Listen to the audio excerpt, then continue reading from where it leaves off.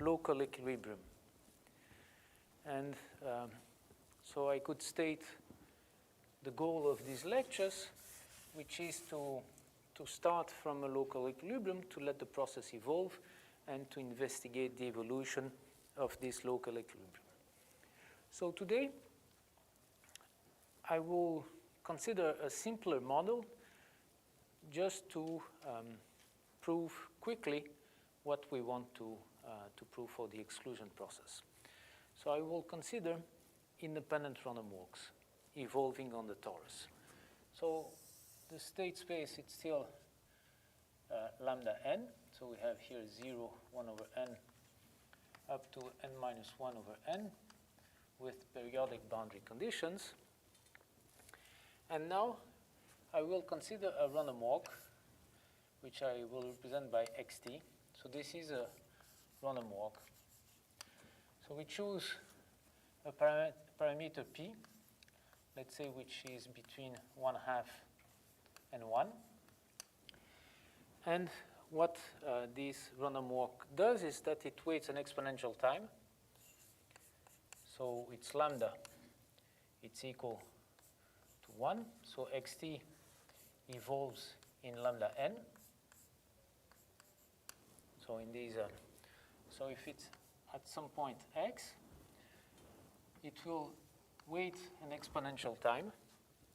And at the end of this exponential time, it will jump to x plus e with probability p, and to x minus e with probability 1 minus p. Right? So lambda, it's identically equal to 1, which means that lambda of x, it's equal to 1 for all x in lambda n.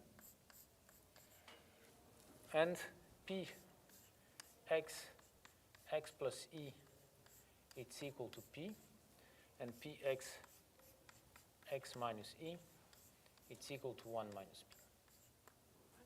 So these characterize these parameters, lambda and p characterize this Markov chain. Okay? You wait exponential time, wherever you are, you wait an exponential time of rate 1, and then at the end of this time, you either jump to the right with probability p and to the left with probability 1 minus p. So that will be the evolution of my molecules. By the way, those who are watching online, so if you want to get a grade, you should enter in the classroom, right?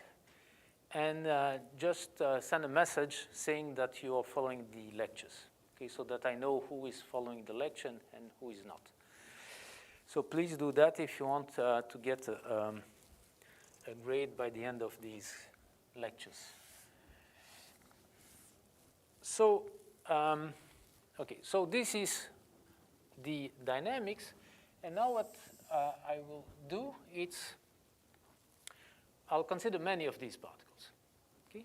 So I'll start at the point x, and I will place many particles.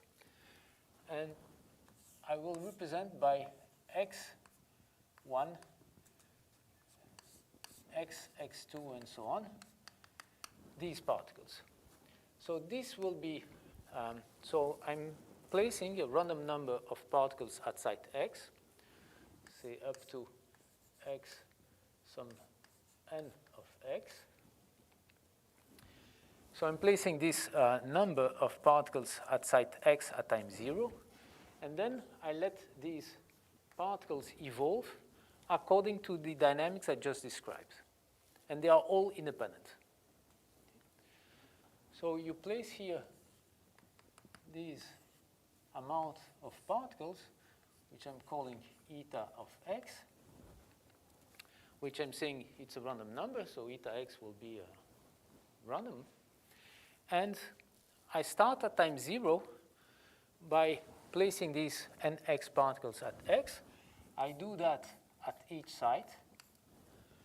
And then I let these particles evolve independently. So each particle waits exponential time and then jumps. And they do that separately, independently. And so I let this process evolve, and then at later time t, well, maybe this particle, which started at x, the first particle, will be somewhere else, say, might be at y with certain probability. So this is my evolution. Okay, so these particles are independent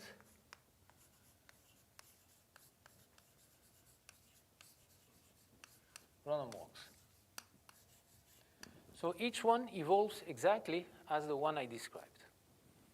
And they are all independent. Okay. But n, it's very, very large. So the number of sites, it's very large. The number of particles, therefore, it's quite large because there will be a certain number of particles per site. And therefore, I'm not really interested in the position of each particle, but I want to keep track only on the total number of particles per site. And this will be my configuration. So eta t will be an element of n to the power lambda n. It will be my configuration. So n, I'm including 0 in n. So eta t will be a vector, eta 0, eta t 1 over n, and so on up to eta t n minus 1 over n. While for the exclusion process, these variables would take only two values, 0, 1, now they can take any integer value, positive integer value. And here I'm just counting the total number of particles which are, say, at 0 at time t. So if I want to write eta t at some site x, I have to count the total number of particles which are at x at time t. So how I do that? Well, I start from time 0. I check all particles. So I'll sum over all y in lambda n. Okay. Then for each y, I sum over all particles. So I said I have up to eta n y. So this is the number of particles I have at set y at time 0. And then I check if the particle x, y, j at time t is at x or not. So I will count 1 each time the particle which started from position y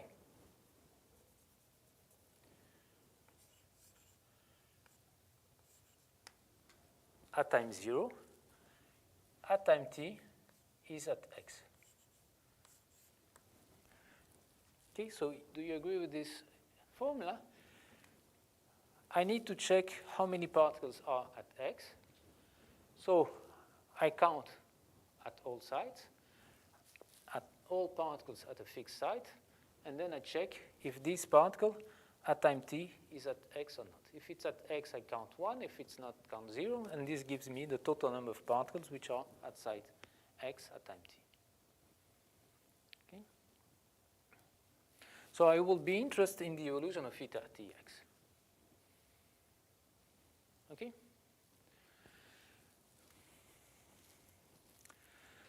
So this is my microscopic dynamics, and these are the variables which I'm interested in. So the first, so whenever we introduce a dynamic, stochastic dynamic, the first question is, what are the stationary states? What are the invariant measures for this process? So I want to find the invariant measures for eta tx.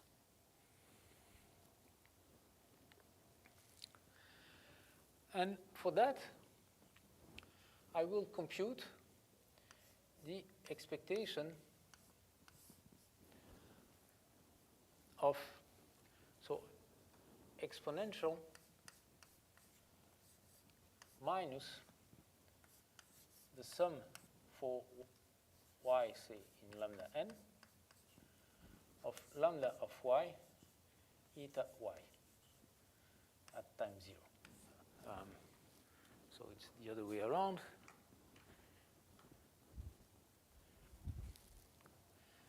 Or let's say eta y.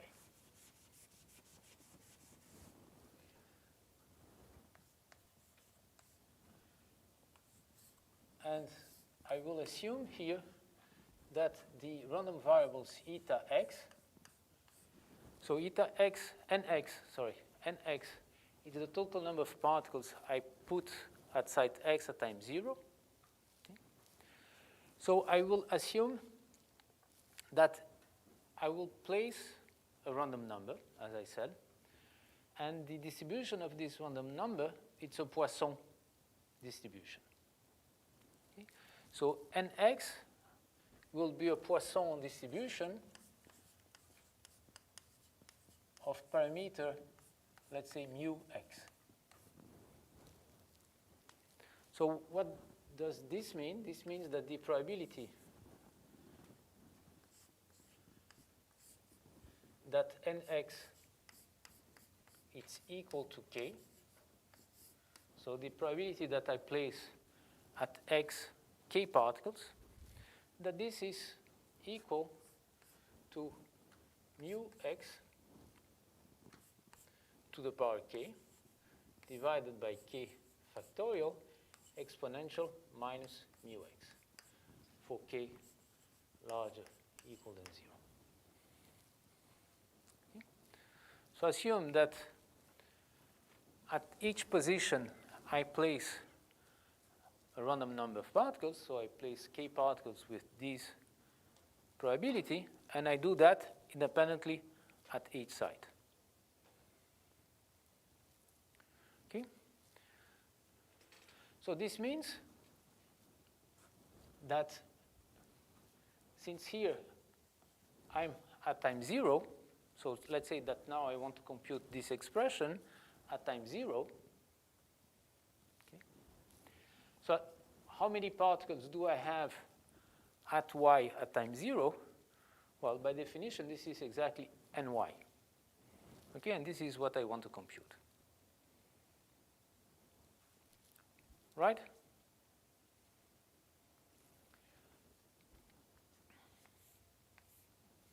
So let me compute that.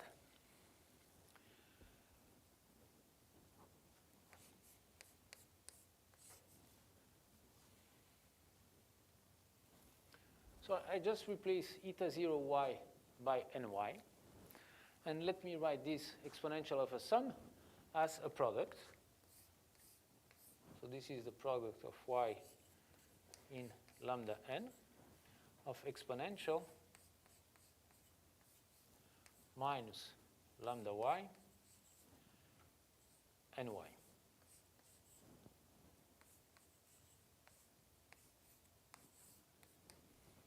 Right? So I just replace eta 0 y by ny. Now, let me use the fact that these ny are independent.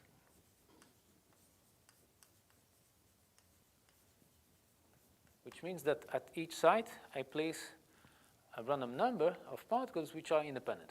So I don't see the number of particles at x does not interfere in the number of particles at y. So since they are independent, this means that the expectation of the product is the product of the expectations.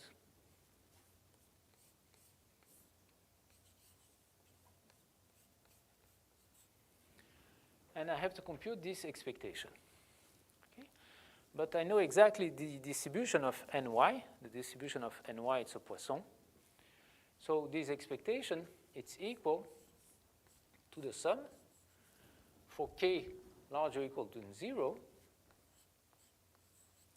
So I will put k particle with this probability. So this is mu x, mu y to the power k divided by k factorial exponential minus mu y. So this is the probability that there are k particles. And if ny is equal to k, this is exponential minus lambda y k. Okay. And so this sum, so this is equal to the product y in lambda n. And well, here, so I have a sum, and this sum gives me the exponential of, so I'll get here mu y exponential minus lambda y, and therefore that will give me, how do I want to write that? Minus, not sure if I want this.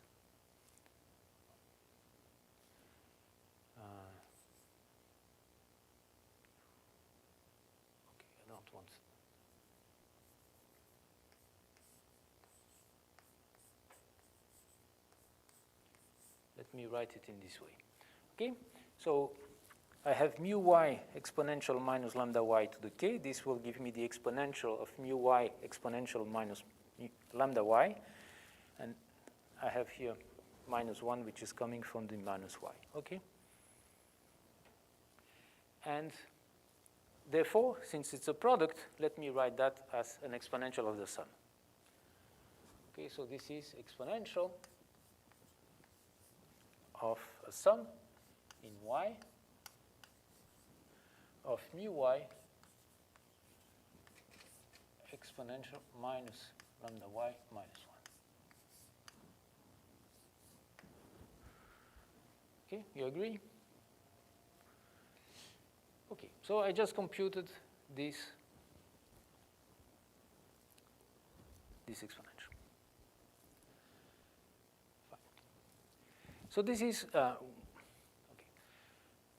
So I will use here one result, one theorem, which says the following. We know that the Fourier transform, which is the characteristic function, characterizes the distribution of a random variable. So if I give you the characteristic function, you know the distribution. So if the random variable x is positive, then the Laplace transform characterizes the distribution. So the Laplace transform, let me represent it by phi of lambda, will be equal to the expectation. So I have a random variable which is non-negative. That will be minus lambda of x. Okay, so this is well defined because x is positive. I'm taking lambda positive. So it's well defined. And what I claim is that I call that the Laplace transform of the random variable x. And what I claim is that this transform characterizes the distribution of x. Okay? And in the same way, if I have a vector x1 up to xp of positive random variable, then the Laplace transform of this vector characterizes the distribution of this vector. So now, since it's a vector, phi will be lambda 1, lambda p, a function defined on r plus to the power p, and that will be the exponential minus the sum of lambda j xj.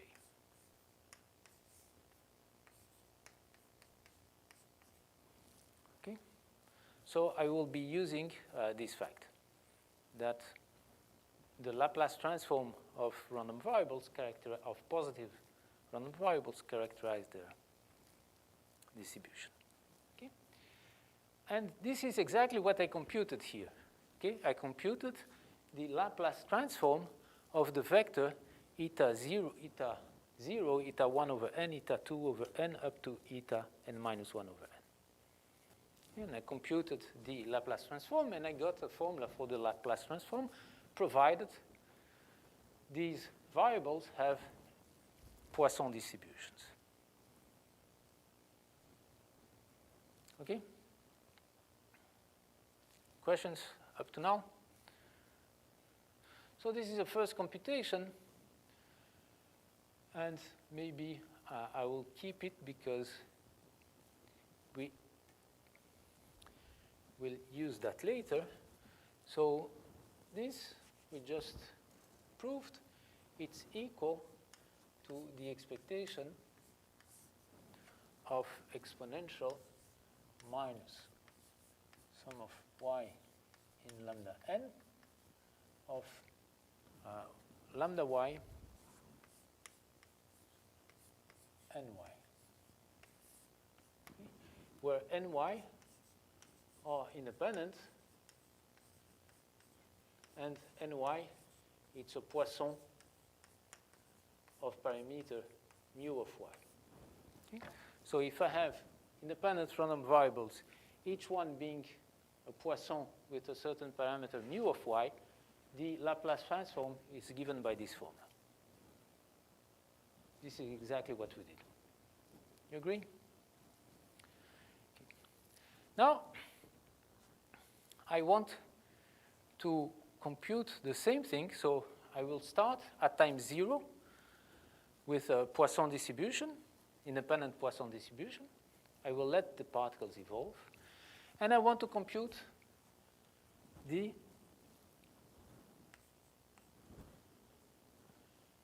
Laplace transform at time t. So I'm assuming that the initial distribution is given by these Poissons. So I place these random number of particles at each side. Then I let the particles evolve according to these independent random walks. Then at time t, I find some distribution of particles, and I want to compute the Laplace transform of these variables. So let's do that.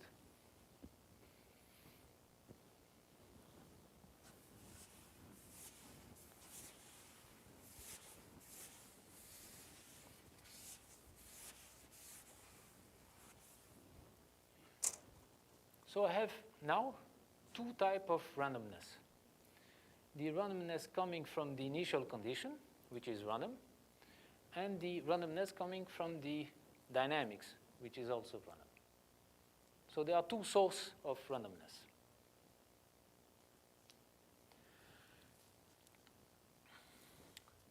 And so let's start to compute these.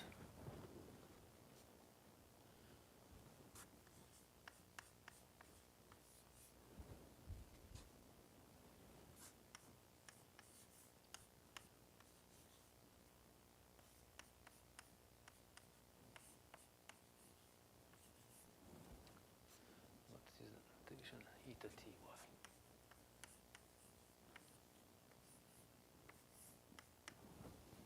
So this is what I want to compute.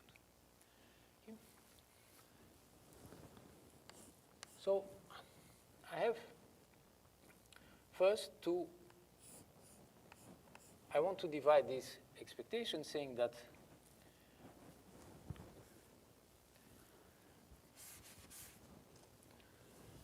is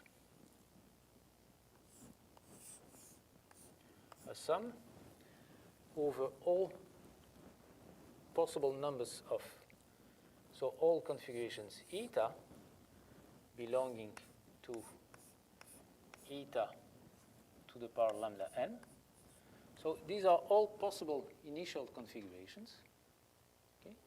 And here I will put the probability that the initial configuration is eta.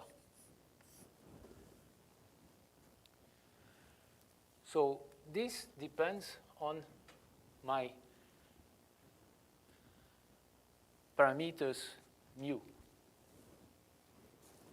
Okay, because at site 0, I'm placing a random number which depends on mu 0.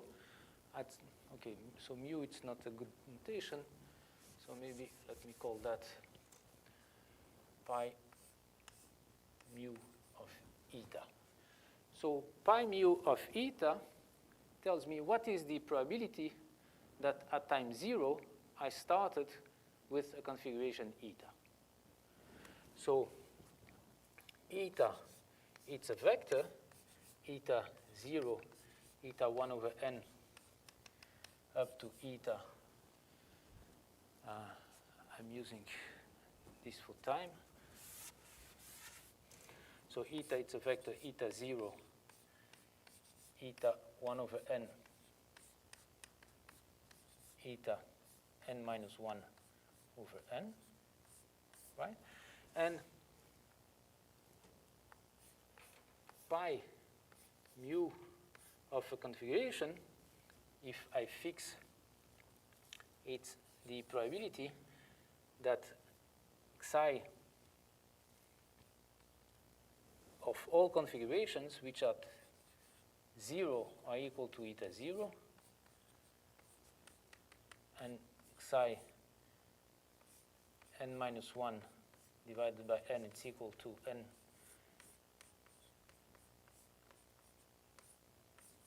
and since I'm taking a distribution which is independent, each side I'm taking an independent number of particles. This is just the product for y in lambda n. And what is the probability that at site 0 I place eta 0 particles? Well, this is the Poisson with mu 0. So this is mu 0 of eta 0 divided by eta 0 factorial exponential minus mu 0. And I'm doing that at each side, so I will replace 0 by y.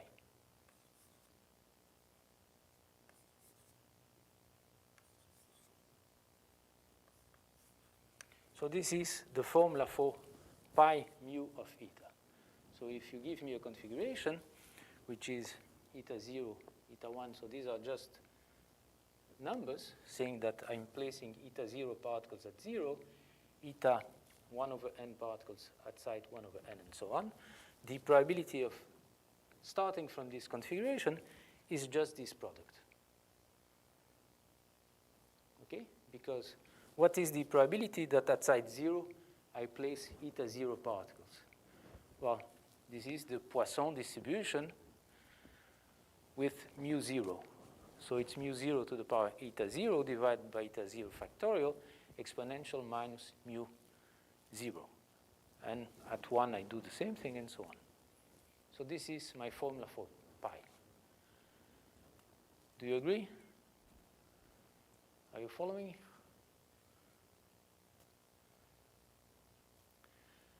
And now, so let me, now this is the expectation, assuming that at time 0 I'm starting from a fixed configuration eta of the exponential minus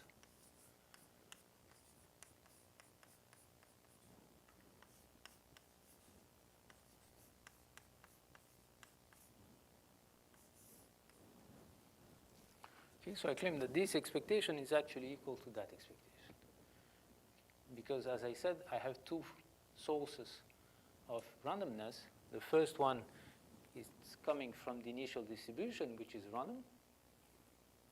So there is a probability that I will start from an empty site, no particles. The probability that I'm starting at time 0 with no particles, the probability that time 0 I place 0 particle at 0, 0 particle at 1, up to 0 particle at n minus 1. And this probability, it's equal to the exponential minus mu 0 times exponential minus mu 1, and so on. And if I start with 0 particles, well, at time t, I'll still have 0 particles. And then there is a probability that I will start at time 0 with 1 particle at 0 and all the other empty sites. And this is what I'm doing here. I'm computing all possible initial configuration, the probability that this is the initial configuration, and then if I start from this initial configuration, well, I will have at time t a certain new distribution. Okay, do you agree with that? Or you have questions?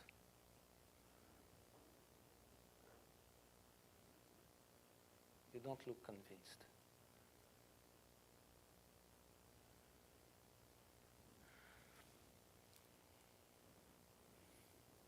Okay, but well,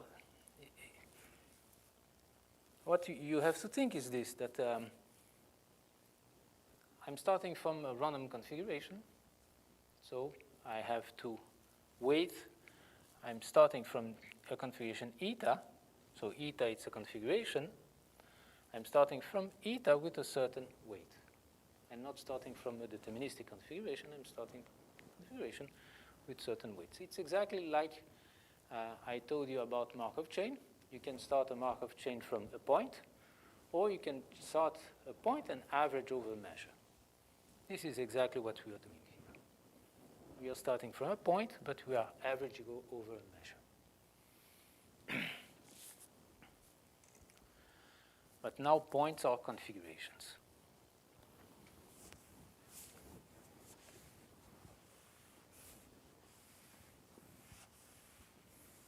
Now, in order to continue this computation, I will use my formula for eta. So here I have the total number of particles at z at time t. Here is a formula for the total number of particles at x at time t. So I'll just replace eta t z by this formula. So let me compute for a while this expectation, and then I'll come back to this formula.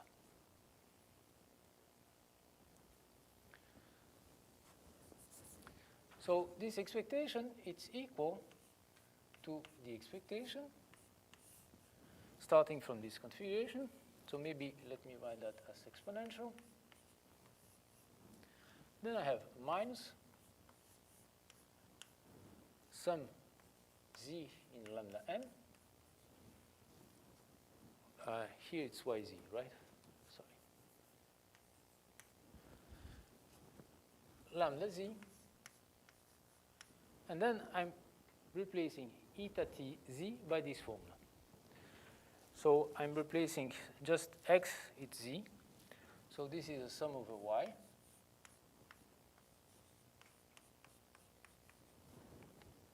A sum from j from 1. This is the total number of particles at time 0 at y. But in my notation, this is eta y. Okay. Total number of eta 0 y. Total number of particles at y at time 0. And then I have this characteristic function of x. So y, it's y. Then j, t equal to z.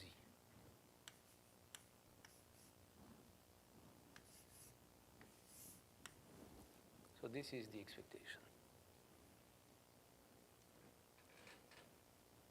Okay?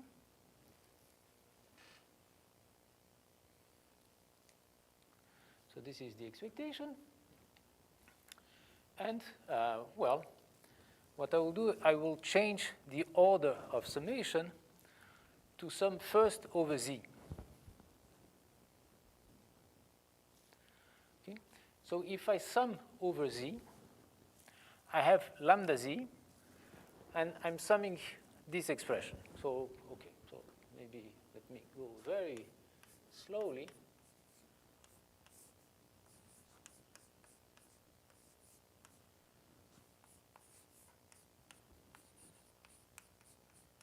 So I have a sum over y, a sum over j, and then a sum over z of lambda z times this characteristic function of x, y, j, t equals 0.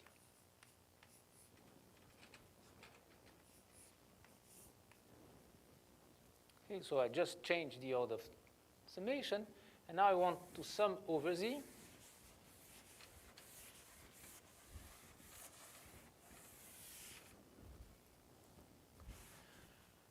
And you see that when I sum over Z, x, y, j, t, it's fixed.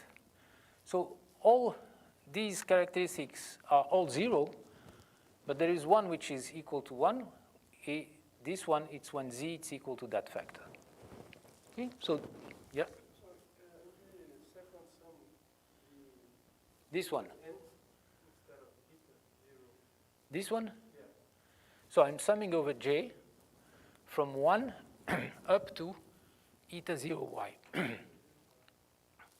Because I'm summing over all particles which are initially at position y. And, okay, it was just in the formula I erased, but if I want to compute the total number of particles at Z, what do I need to do? I sum over all possible initial positions. I sum over all particles which are in a fixed position. I thought it should be n of y instead. N of, yeah, but what is eta n of y? N of y, it's the total number of particles at site y at time 0. And this is exactly eta 0y. So they are the same. Yeah, you're right.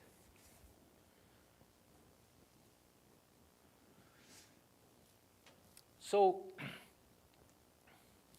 if you accept that, I'm just exchanging the order of summation.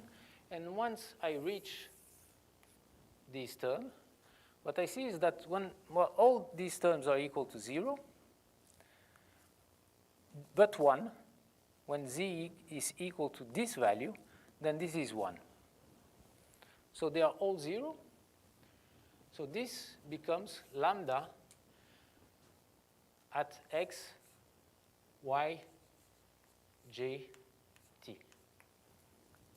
Okay, remember that lambda, it's a vector.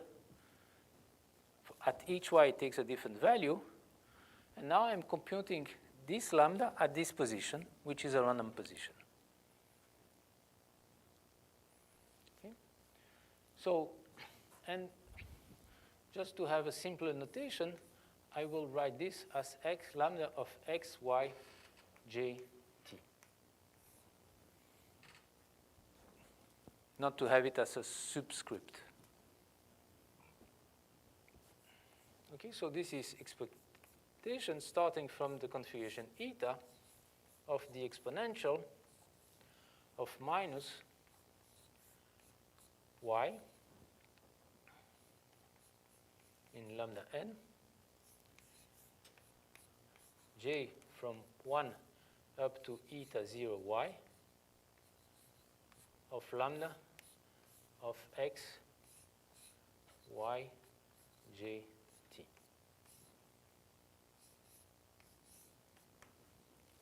Okay? But now,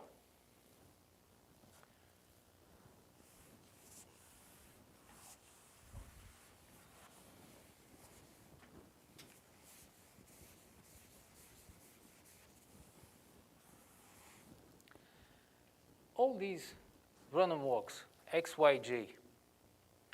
Okay? So these are random walks, and this one at time 0 was at y. All these random walks are independent. So I started at time 0 with a certain number of random walks, eta 0 y at y. This is fixed by this initial configuration. So I have a certain number, which is now deterministic. It's not random anymore. It's fixed. And all these random walks are independent. So this means that this expectation of these products are equal to the product of the expectations. Because the random walks x, y, j, as I told you, are independent. These particles evolve independently. So this is equal to the product of y in lambda n, the product of j from 1 up to eta 0 y, and then the expectation of minus lambda x, y, j, t.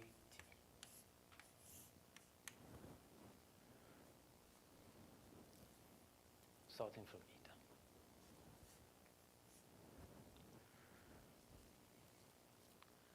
Okay? However, what is this? Well, this is the exponential of minus lambda of a random walk which at time 0 was at y. So actually this does not depend on j anymore. And what is this? So let me represent by p t x y. So this is the probability that if you take the random walk which starts at x, that at time t it will be at y. Okay? So let me represent by ptxy the probability that a random walk starting at x at time t is equal to y. In our previous notation, this would be this object, right? You start at x and you compute the probability that you are at y at time t. But here we are using this index to tell what is the initial position. So let me represent by ptyx this probability just to be able to write this expectation. So now I can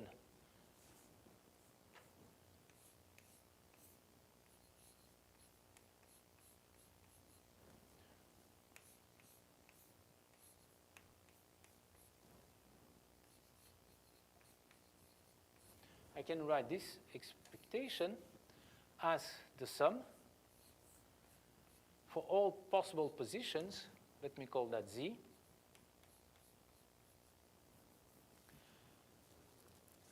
Exponential minus lambda z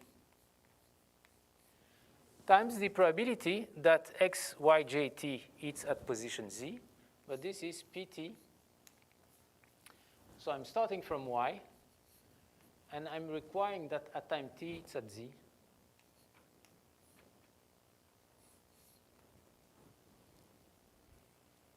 Okay? So this is this expectation.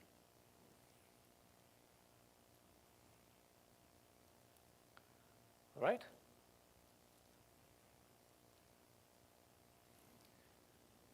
And now, mind, well, that this does not depend on eta 0 y.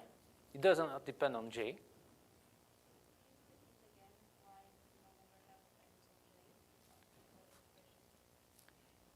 Because you see that at y, I have the first particle or the second particle. So this is the particle x, y, 1, and this is the particle x, y, 2. So they both start from y at time 0. And here I'm computing what is the probability that the particle 1 is at, okay, z. Put x here. Okay, so they start at x.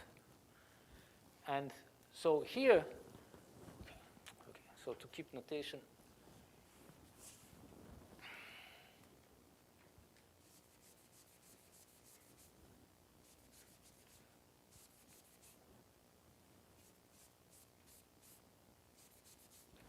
so let me write PT A B, the probability that the particle which starts at A, it's at B at time t. And with my previous notation would be that. Okay? So here I'm starting at site y. There is a particle which is the particle x, y1, and say that there is a second particle which is a particle x, y2. And now, what is this expectation for, say, j equal to 1?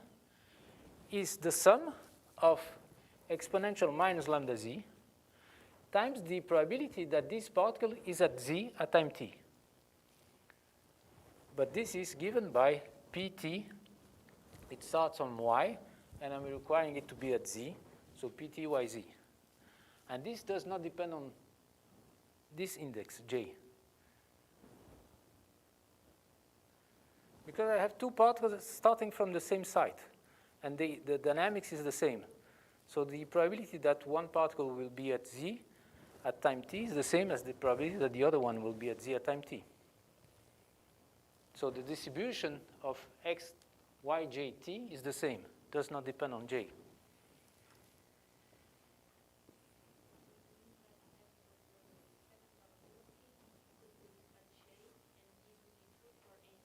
Yeah, if you want here, this is equal to that for all j.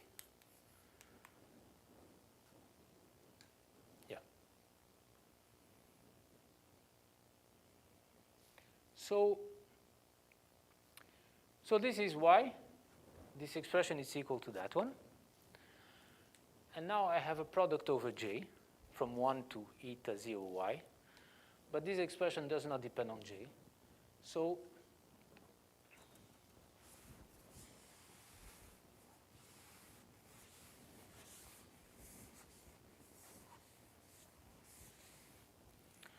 this will be equal to the product for y in lambda n. And now I have this object, sum over z in lambda n, exponential minus lambda z, pt yz to the power eta 0 y. Eta 0 y. Okay? So this is what we obtained from this computation.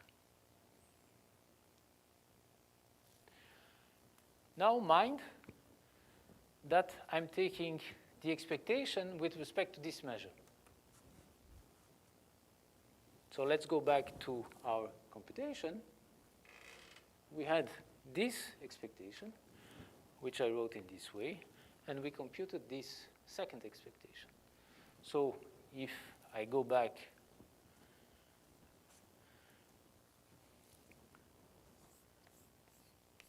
this implies, therefore, that star, I don't want to rewrite this expectation unless you ask me to. So this expectation is therefore equal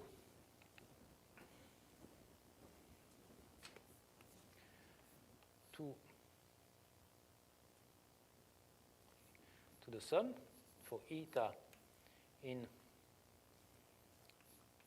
n to the power lambda n of pi mu of eta of this product.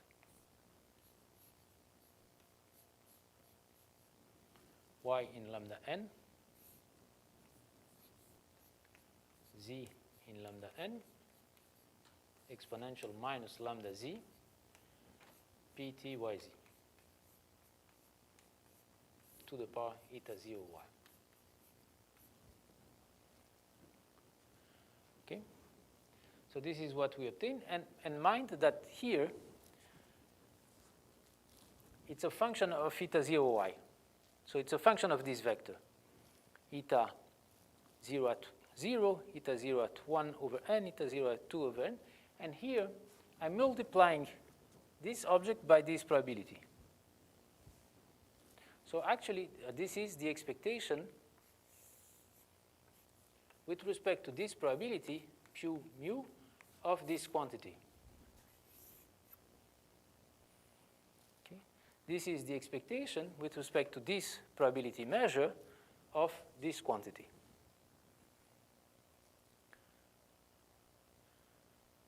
And what is this measure? This measure is the one in which at each site I put a Poisson number of particles. a Poisson with parameter mu, which means that at 0 I put a random number with according to distribution of Poisson with parameter mu0, mu1 over n at site 1, and so on. And I do that independently, which means that for this measure, these variables here are independent. Okay? Under this measure, pi mu, the variables eta 0, eta 1 over n, eta 2 over n, and so on are independent, which means that the expectation of this product is the product of the expectations. Do you agree with that?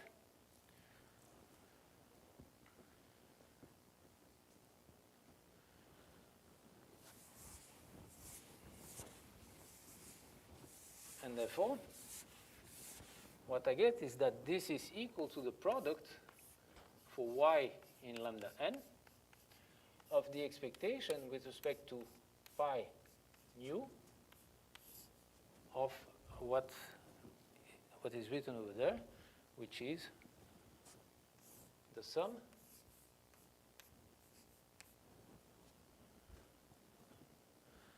exponential minus lambda of z pt yz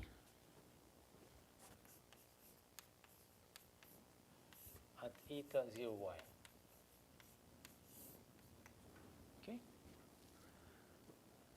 Yeah, this is what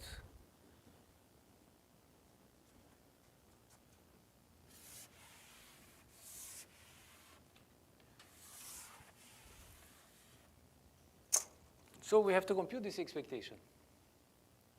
Okay? But this expectation here, the variable is eta y, eta 0y. Eta 0y is the total number of particles at site y at time 0. And this, under this measure, it's a Poisson distribution with parameter mu of y. Okay? So what is, so here I have a number which depends on y, z, and t, but it's a number to the certain power. And so this expectation, it's now, if I call that theta, this is the sum k larger or equal to 0, theta to the power k times the probability that eta y0 is k, and this is mu y to the power k, k factorial exponential minus mu y. Okay, because eta 0 y has a Poisson distribution with parameter mu of y. And therefore, this sum, it's equal to the exponential of mu y theta minus 1.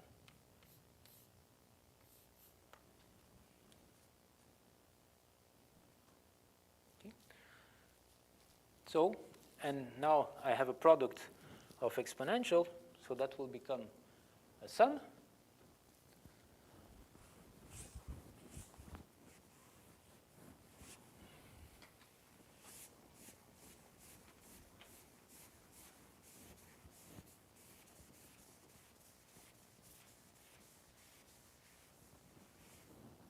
So this is equal to the exponential of a sum in y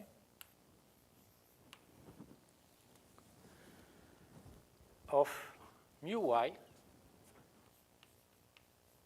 Now theta I have to replace theta by sum over z. So theta is sum over z exponential minus lambda z pt y z, and this minus 1.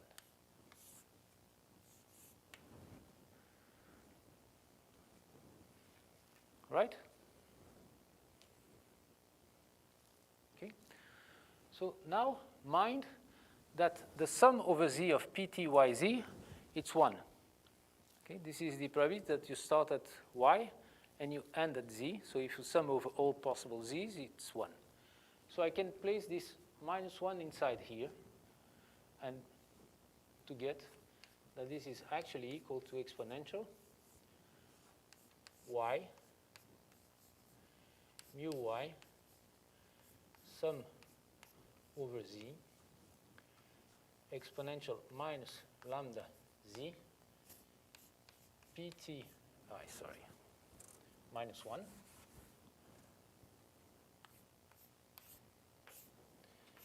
pt yz.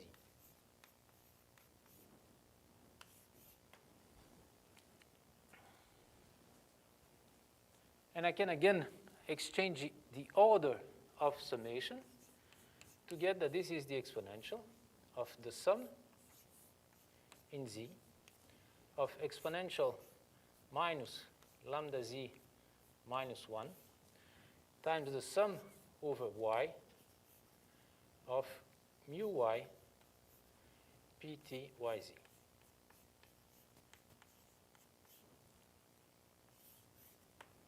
And this is the end of the computation. So I just computed the Laplace transform of these variables eta ty. This is the Laplace transform of the variables eta ty. Okay. So now let me compare this formula with this formula, which is the Laplace transform of independent Poisson. I'm sorry. Where is it? It's here. Okay. So these are independent Poisson of parameter mu y. So here is the parameter appearing, and here I get the exponential minus lambda y minus 1. Okay. And this is exactly what we obtain. The exponential minus lambda z minus 1, which is multiplied by what I will call mu tz, okay, to get exactly the same expression. What does that mean?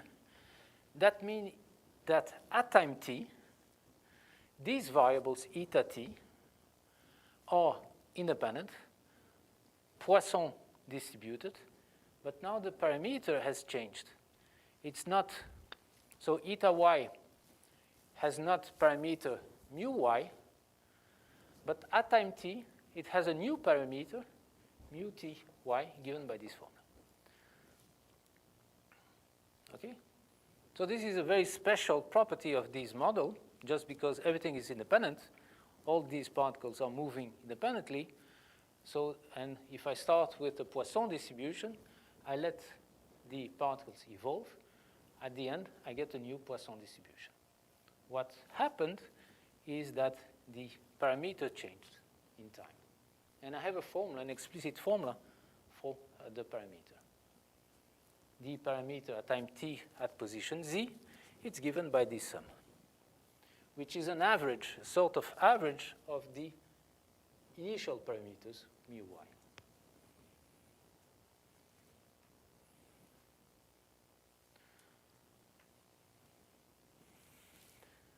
That's very good.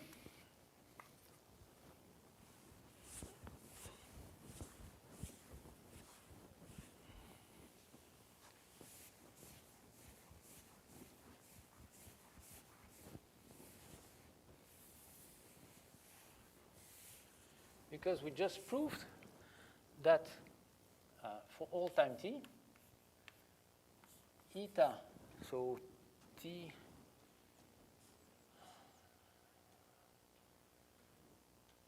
it's t0, eta t 1 over n,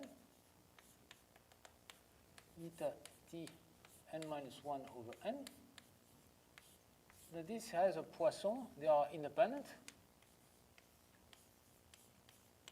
and eta t x has a Poisson distribution with parameter mu tx.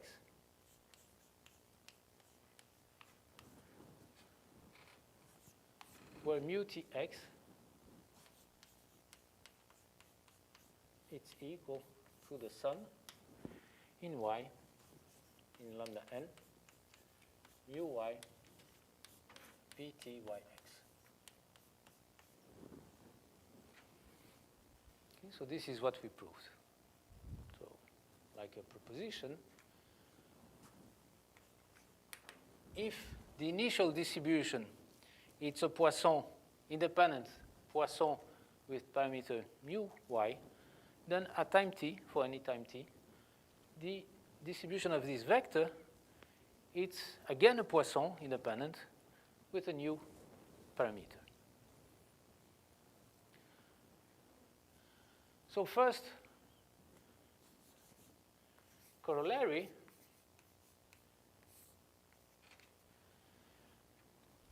well, assume that all these parameters are equal, so that you use the same parameter at each side, so that the number of particles at each side are now IID. They are not only independent, but they are also identically distributed, and they are distributed according to a Poisson with parameter mu. Okay? So suppose that mu of y, it's equal to mu for all y. So you place the same distribution, you put the same distribution at each side. So still a random number, but with the same distribution. Then what you get from this formula is that mu tx, it's equal, mu it's constant, so it gets out, and you sum over all y in lambda n, pt yx. Okay, but now mind, pt yx, remember, it's the probability that you start at y and that at time t you are at x. Okay? But this dynamic is translation invariant. Okay? So if you start at x and you want to compute the probability to be at y, it's the same thing if you translate everything by x, so that you start at 0 and you want to be at y minus x. So what I'm claiming is that this is also equal to the probability that I want to start at 0. So I'm translating everything back, and this is the probability that you're at x minus y.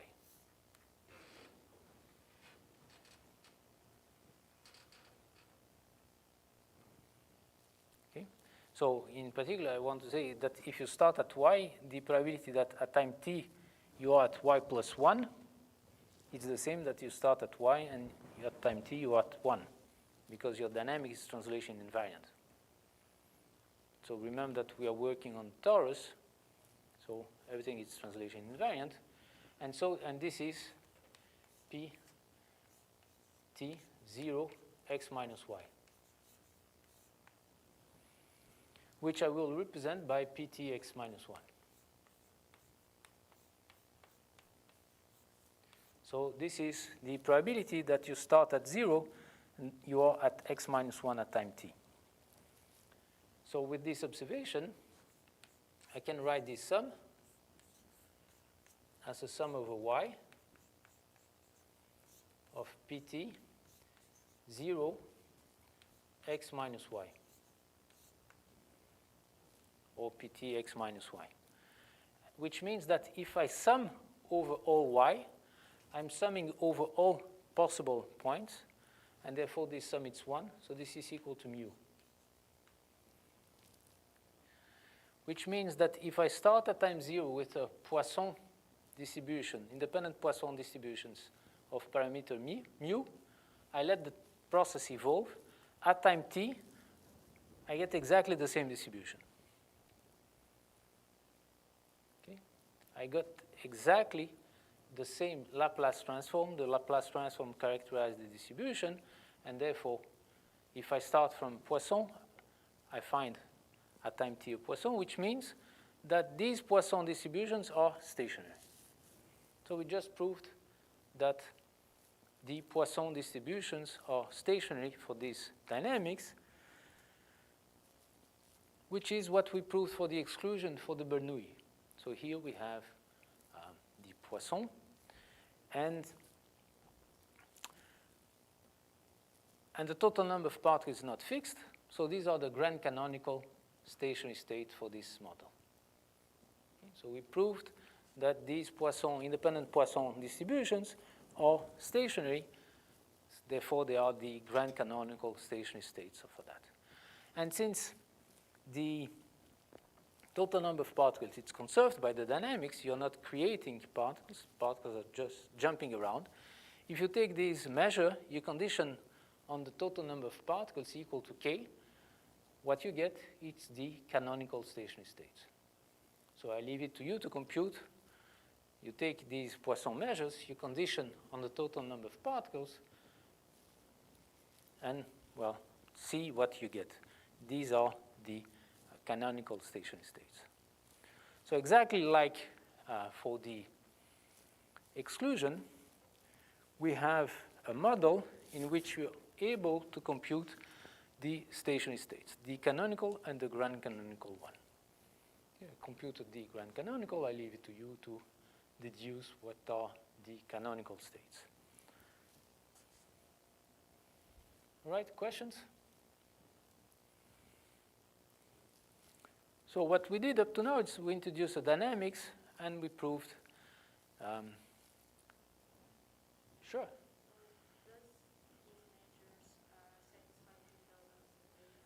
Yeah, they do. If P is equal to 1/2. If P is not equal to 1/2, they do not. Because for P equal to 1/2, these particles are evolving symmetrically, and you will get a reversible. So if you think of reversibility as you consider the process backward in time, okay, so if P is equal to 1/2, you don't see any difference. But if P is larger than 1/2, it's like particles are moving to the right. So if you watch your movie backward in time, what you'll see, particles moving to the left. So they won't be reversible. So detailed balance condition will be satisfied for P equal to 1/2. But only for P equal to 1/2.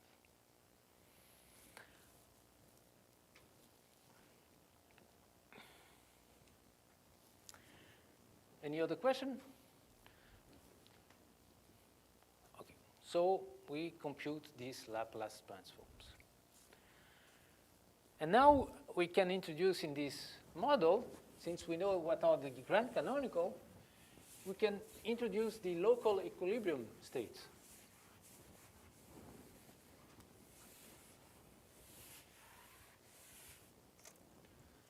Okay. So mu, which is my parameter of the Poisson, it's also the expectation. Okay, so if you take a Poisson mu and you compute eta 0 at some point x, this is exactly mu, right? So the parameter is the density. Okay, the parameter of a Poisson is its expectation. Right? So mu gives the expectation, the average number of particles. And I know, therefore, that these measure pi, the measure which I represent by pi mu, if mu is constant, these are stationary.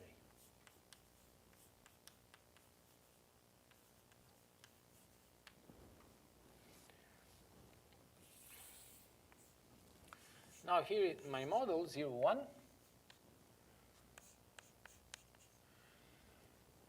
I give you a profile rho of density, and I want to introduce the idea of local equilibrium. So I want a state which, if I look at x in a small neighborhood around x, what I observed is something very close to pi of mu x, of rho x. Okay, I compute row at this position x. I get row x. So what I will do, I want around x to have a state so that the particles are distributed according to a Poisson measure with parameter rho x. So how I do that? Well, I'll just place at x, so eta 0 x will be a Poisson of parameter rho of x. And I do that at each x independently. And therefore, I get a distribution of particles. And this distribution of particles satisfy this condition. Okay? So let me represent by, if I have a continuous function rho, pi rho dot will be the product measure. So it corresponds exactly to what I introduced yesterday, the new rho dot n. But here, I would place a particle with probability rho of x and leave it empty with probability 1 minus rho x. While for my model now, I place k particles according to a Poisson distribution with parameter rho of x. And I do that independently at each side. And this is my measure pi n rho. Okay, which are exactly these measures which I introduced before, right? But now the parameter is not mu y, it's rho of x. Okay? So this corresponds exactly to what I want. Okay? So around x, I find a distribution which is very close to a Poisson distribution of my fixed parameter rho of x. And rho of x might be different from rho of y. So if I look at another neighborhood around y, well, the average number of particles might be different, but they have Poisson distributions with different parameters. Okay, so the parameters may depend on the position. And this is what I called local equilibrium. Now, what I want to do, as I proposed yesterday, is start with this local equilibrium and let time evolve and to see what happens. Well, I just proved that if I start from a Poisson distribution, product of Poisson, I let the process evolve. At time t, I get also Poisson distributions. But the parameter changed. So let's see how it changed. It changed according to this equation.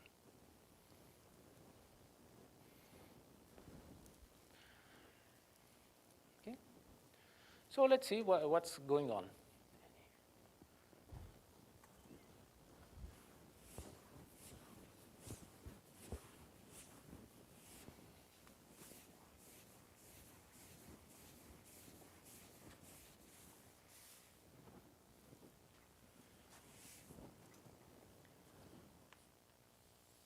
So it starts at time t equal to 0 with a certain continuous profile, rho.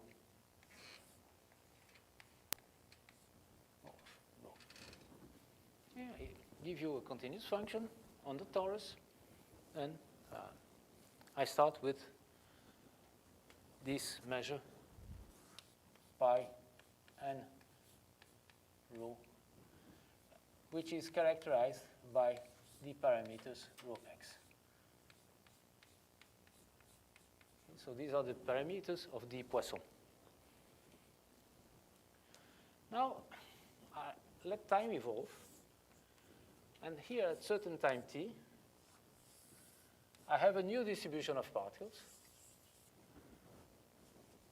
But I know that it's still Poisson.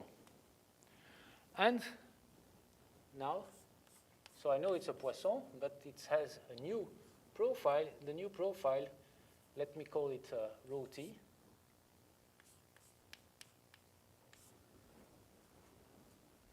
Okay. The parameters changed.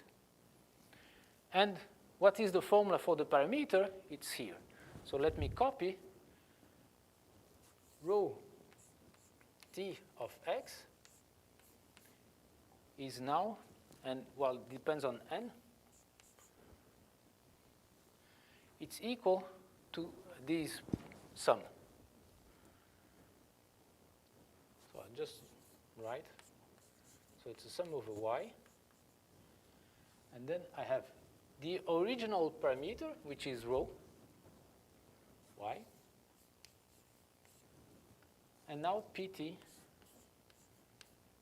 yx. Pt yx, which is pt yx, is pt x minus y. Okay? So let me write that as pt x minus y.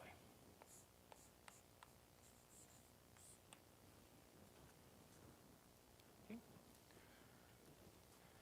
And recall that this is the probability that starting from 0, your random walk xt n, it's equal to x minus y.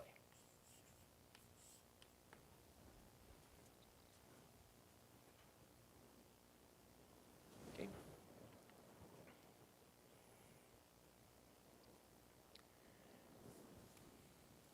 Fine. And what I want to do is to fix a point x here and to compute what is the density around x. Okay, I will send n to infinity, and I want to check what is the density of particles around this point x at time t. So this is given by that formula. So I want to send n to infinity.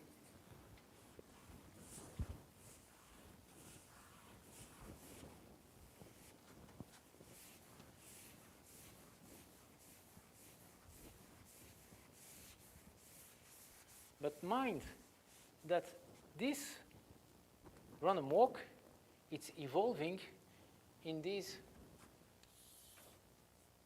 space. So the jumps, they have length 1 over n. Okay? So they weight exponential times of parameter 1, and they jump to the right or to the left. But when they jump by an amount of 1 over n. So what I want to compute is the limit as n tends to infinity of rho n tx. And what I claim is that, so let's compute that. So this is the limit as n tends to infinity of this sum in y, rho y, p. Let me put 0, xt equal to x minus y.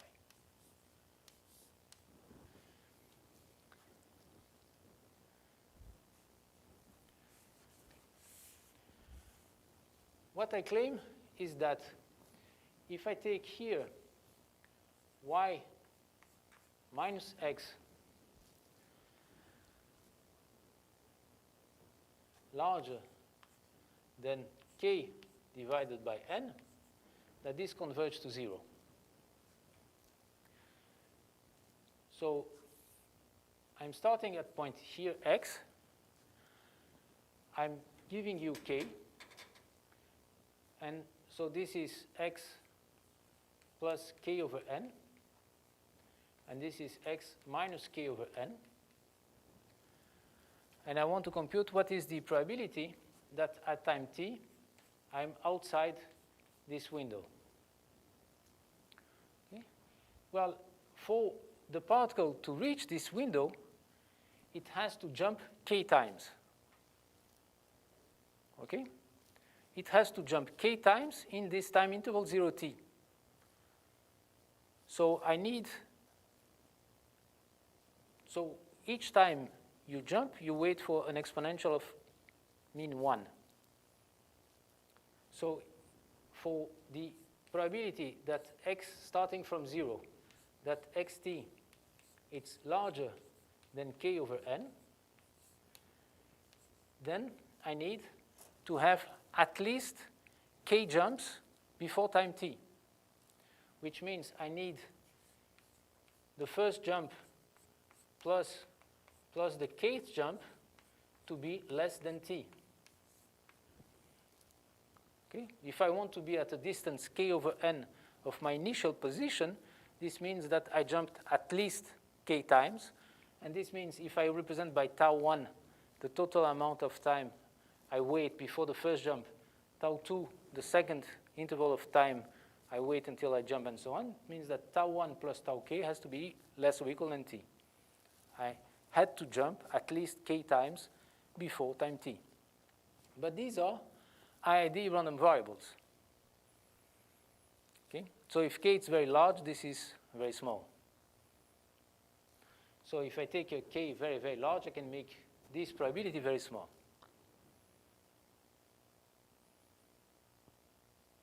Do you agree? What I'm saying is that the limit, as k tends to infinity, of this is 0, which means that I can, if you give me an epsilon, I can find a k for which this is smaller than epsilon. Which means that if I take, so there exists fix an epsilon, there exists a k, 0, for which this probability is less than epsilon. So now let me divide this sum for all y such that y minus x is larger, and all y for which this is smaller. Okay? If y minus x is larger than k0 of n, this probability is bounded by, the sum of these probabilities is bounded by epsilon. So this contribution will give me epsilon,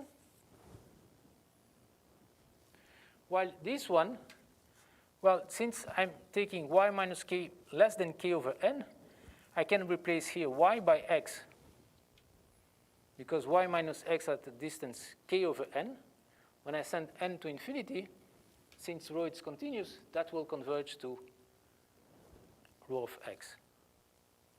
Okay, so let me, you don't look convinced, so let me write it carefully.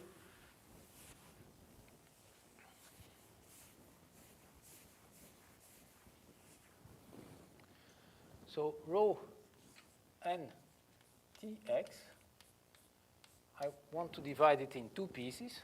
The piece at which y minus x is larger than k0 divided by n. And for this one, I will bound rho. Rho is a continuous function, so it's bounded. Okay, so let me write it.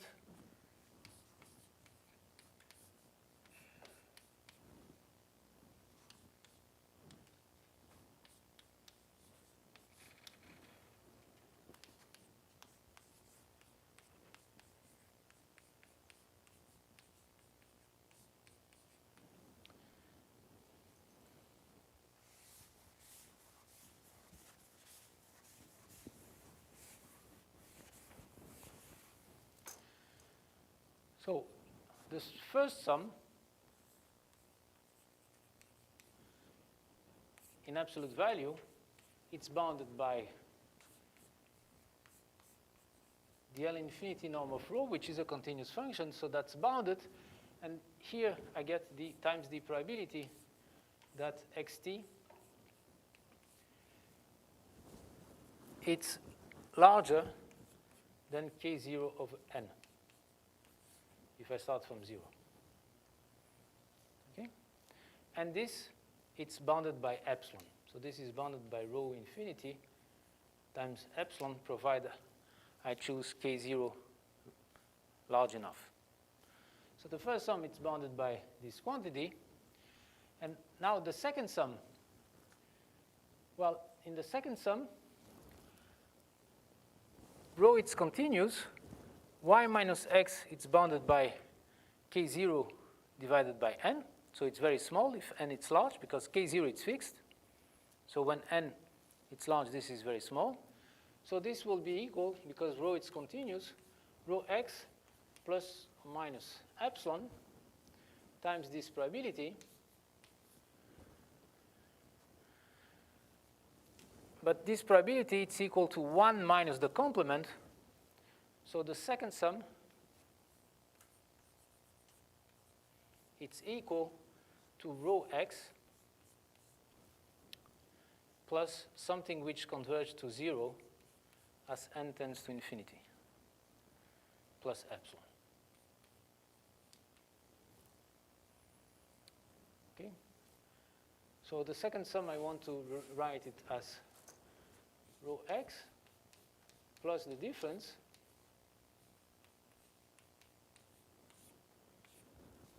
so rho x times this probability, it's just rho x times 1 minus the complement, and the complement we have seen is bounded by epsilon. So this is one piece, and this piece, it's converging to 0 as n tends to infinity, and since this sum is bounded by 1, this is converging to 0. So this proves that rho n tx, it's converging to rho x as n tends to infinity. Do you agree?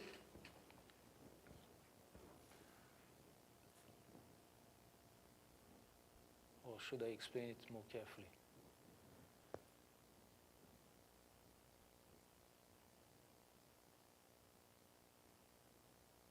Okay? Okay, so this means that, well, nothing happened. We started at time 0. We let the process evolve. And at time t, we look at the density profile, and we get exactly the same density profile. So the density profile didn't change. And why is that so? Well, because we did not wait enough time.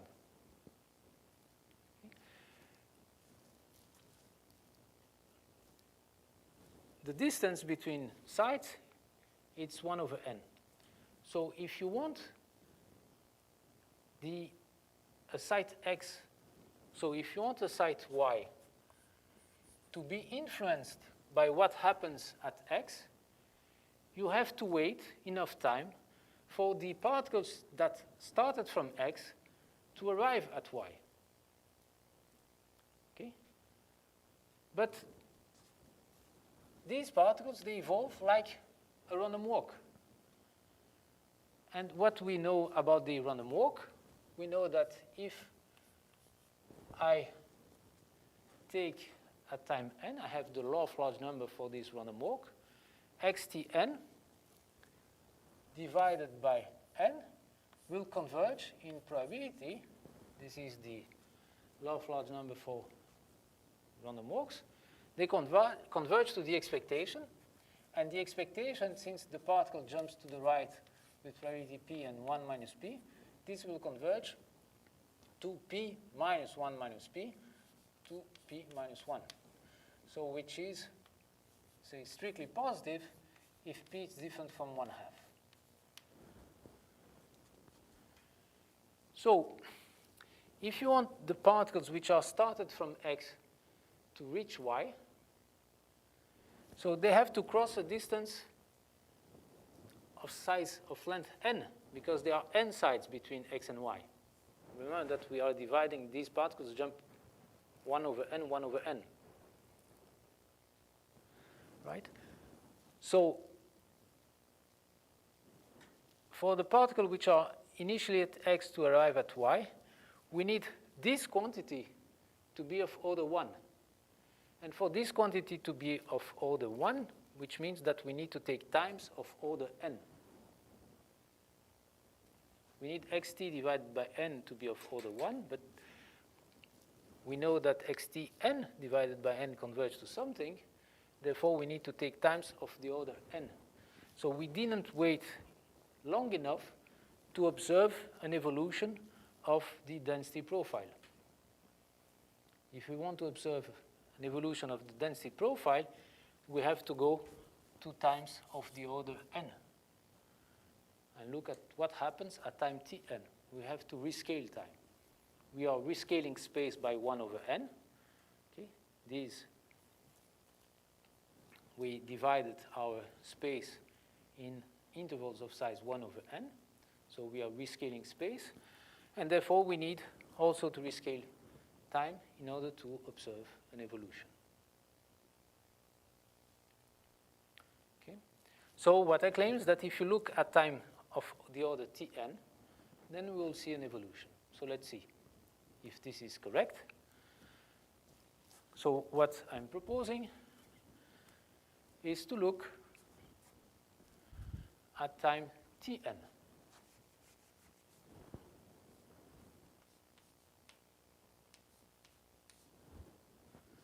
So let's see what happened. So this is to look at xtn.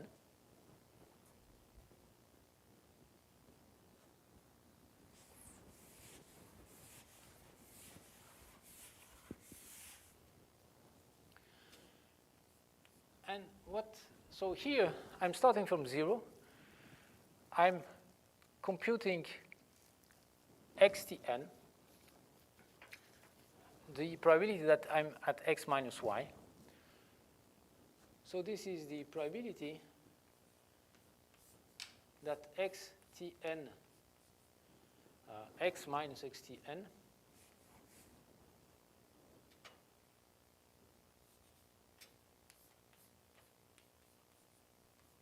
it's equal to y. And I'm multiplying that by y, so this is actually the limit in n of the expectation for a particle starting from 0 of rho of x minus xtn.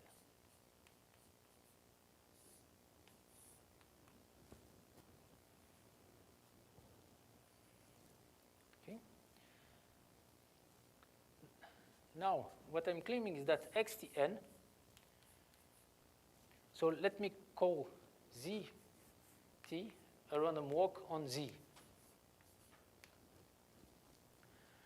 Okay, so the difference between z and x is that z jump to the right and to the left, jumps of size 1. Okay.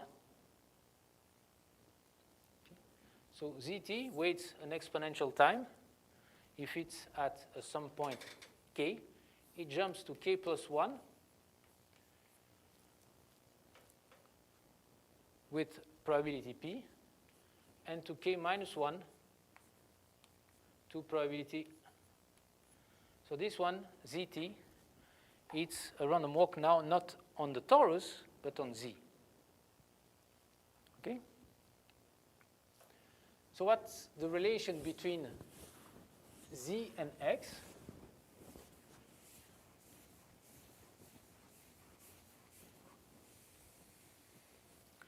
So what's the relation between z and x? Remember, x jumps from a point x to x plus 1 over n after an exponential time, p and 1 minus p, to x minus 1 over n. So there are two differences. First, the size of the jump, which for x it's 1 over n, while for z it's 1. And then x, it's evolving on the torus, while z, it's evolving on the line, on z. So what I claim is that x t n, it's equal to zt divided by n, and this is modulus 1.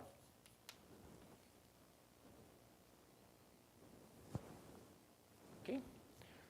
I'm dividing zt by n because the jumps of x are of size 1 over n, while the jumps of z are of size 1. And then, modulo n, sorry. And then if zt, which started from 0, reach n, actually it's back. Okay? So you have to take into account the fact that we are on a torus. So now it's modulus 1, as I said, because I'm dividing by n. I could take zt modulo n, then divided by n, or zt divided by n, and then modulus 1. Okay? So I don't like this modulus 1. So what I will do is I will define rho bar. This is a function defined on the line, which is periodic, and it's equal to rho in the interval minus 1/2, 1/2. Okay? So rho, it's defined now on the line. It's periodic with period 1, and it coincides with rho in the interval minus 1/2, 1/2. Okay, you just take rho and you periodize rho. And therefore, I can now rewrite this as rho bar x minus ztn divided by n. I don't have the problem anymore. So I'm starting a random walk from 0. I'm taking this random walk at time tn, and I'm dividing it by n. Now, by the law of large numbers, I know that this is converging to 2p minus 1 times t. Okay, the drift of this random walk, it's p, it jumps to p to the right, 1 minus p to the left. So it has a drift equal to 2p minus 1 to the right. And so ztn divided by n is converging. This is in probability. And therefore, this expression, it's converging to rho bar x minus 2p minus 1 times t.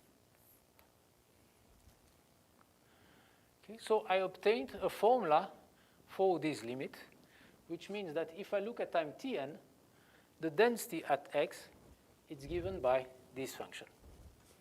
So that would be the density at time x.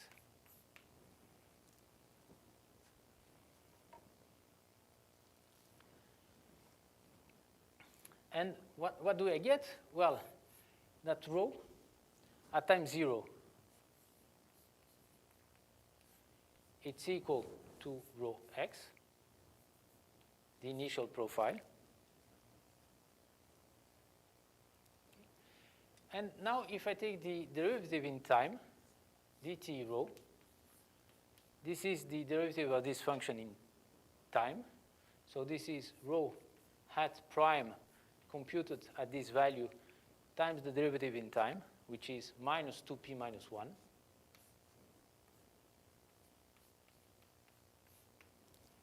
Okay? While if I take the derivative in space of this expression, this is rho prime computed. And therefore, from this, what I get is that dt rho, which is this expression,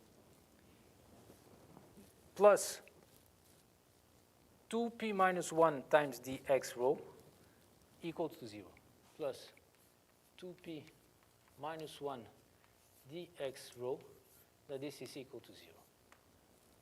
Okay? So, and this describes exactly the evolution of my density.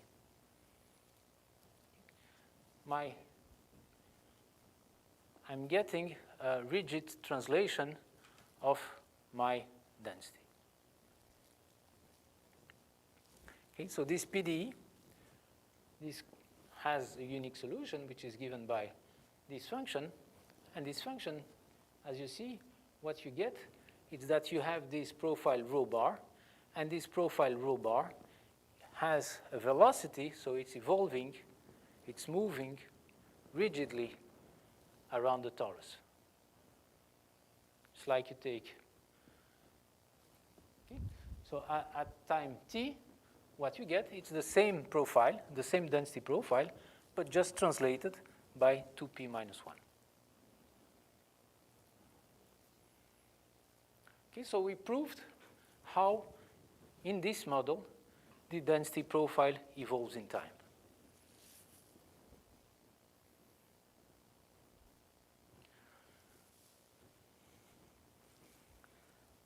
We compute it explicitly, and from this explicit formula, we derived the PDE which describes this evolution, which is a linear PDE because there is no interaction between particles, and it's order 1 because we are speeding up time by n. Mind, however, that if p is equal to 1/2, if p is equal to 1/2, we still get the same profile at time t. Which means that if the particles evolve symmetrically, then nothing happened at the time scale n. If we look at the process at the time scale n, nothing had happened. Question?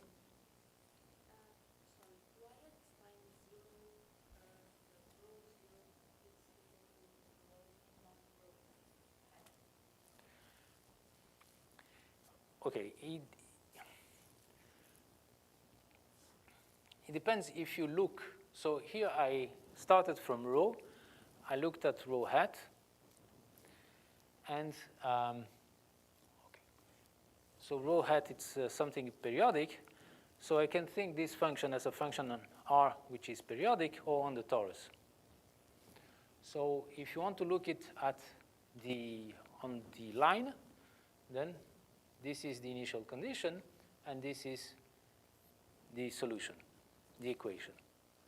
But you can also, since it's periodic, you can also think that it's defined on the torus, in which case you just erase all hats.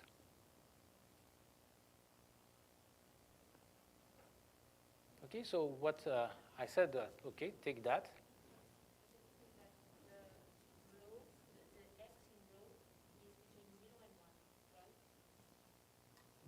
Yes, it's between 0 and 1.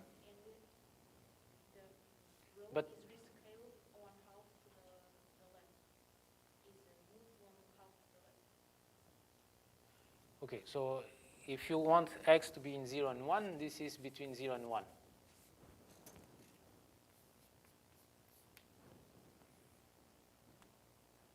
So you take 0 and 1 and just extend it.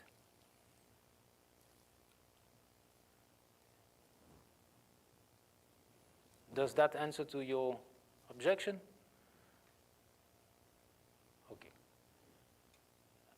And this, what I'm saying is, okay, you take this function, you periodize it, and then you start working on the line with periodic functions. But then my observation that if p is equal to 1/2, so ztn divided by n, it's converging to the expectation, but the expectation is 0. So this is converging to 0, and therefore this expectation is converging to rho bar x, which is rho of x, which means that the density profile did not change.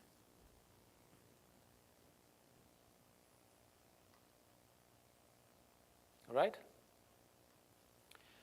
Which means, well, but why it did not change? Because we know that if you are jumping to the right or to the left with the same probability, then the central limit theorem tells me that if I look, if I want z, I want a non-trivial limit, I have to go at time scale n square, because by the central limit theorem, this is converging to a Gaussian distribution with mean 0 and variance, which is given by t times, well, there's a constant. Okay. T times a constant. 1 or 1/2.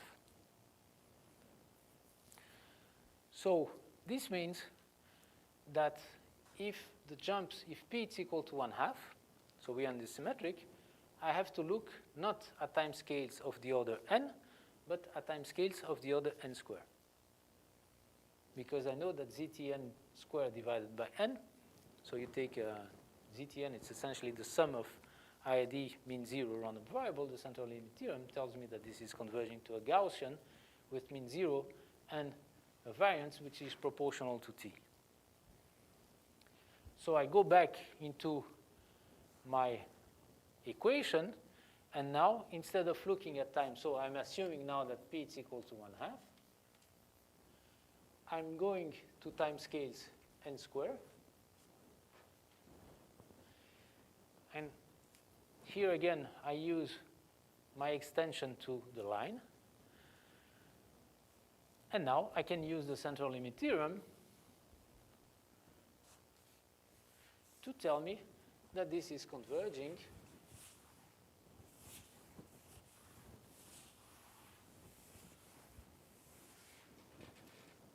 to the expectation of rho bar x minus a Gaussian of mean 0 and variance CT, which means that this is equal to the rho x minus y times the density of this Gaussian, which is 1 over square root of 2p ct exponential minus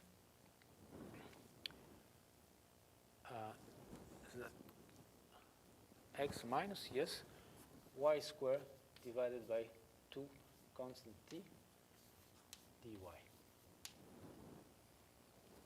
Okay, so this is the asymptotic density when n tends to infinity. It's given by that. So this will be my density at time t at point x.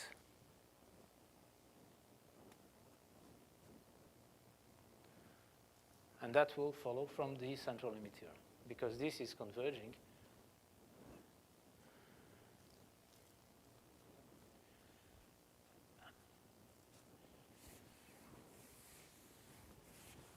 And since this expression is the kernel of the heat equation, so I have now a formula, an explicit formula for the density. It's given by this expression. But if I want to get a PDE, I just observe that this expression here is the heat kernel. So it's the kernel of the heat equation, which means that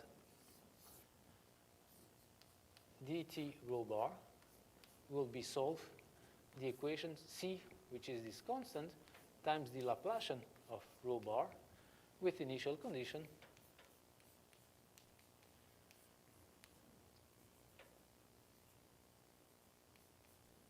given by rho bar, rho hat. And well, you can check that. You just take the time derivative here, and you'll see that the time derivative coincides with the Laplacian. Okay. And this explains, okay, what we will do, that either particles will be moving with certain drift, in which case we will investigate the dynamics at timescales of the order n, or the particles evolve with no drift, and then we will need to look at timescales of the order n squared.